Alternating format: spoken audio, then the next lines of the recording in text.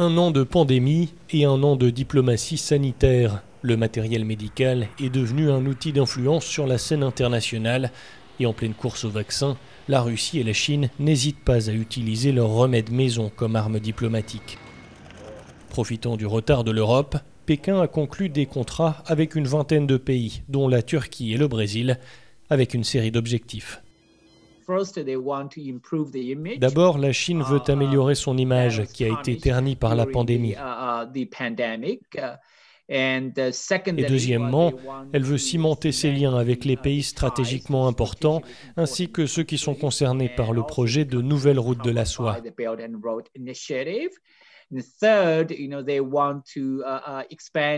Troisièmement, elle veut étendre la part de marché de ces vaccins en espérant utiliser cette diplomatie du vaccin pour contribuer à la réalisation d'autres objectifs économiques. De son côté, la Russie a déjà signé des millions de commandes avec de grands pays comme l'Inde et l'Argentine, une aubaine pour son rayonnement international. L'idée est de promouvoir la science russe et la Russie comme une usine technologique alternative. La Russie est vue comme un producteur de pétrole, bien qu'elle dispose de très bons scientifiques. Et je pense qu'il s'agit en grande partie d'un leurre, notamment en ce qui concerne les capacités de la Russie à fournir réellement de grandes quantités de son vaccin Sputnik V.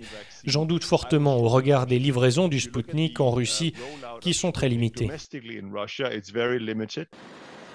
Pour certains, Bruxelles n'en fait pas assez pour contrer cette diplomatie des vaccins russes et chinoises.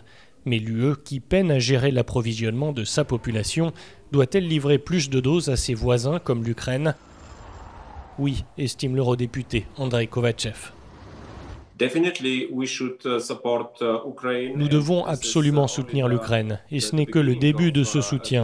Notre contribution, grâce au budget de l'UE et aux États membres, s'élève à 850 millions d'euros. Et encore une fois, ce n'est que le début du soutien que nous allons apporter à tous nos voisins, y compris aux Balkans occidentaux.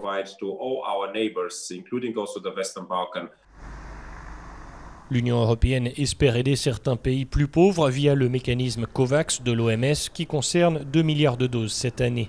Mais tant qu'elle n'aura pas réglé les problèmes de sa propre chaîne d'approvisionnement, la Russie et la Chine continueront de profiter du retard à l'allumage sur le vieux continent.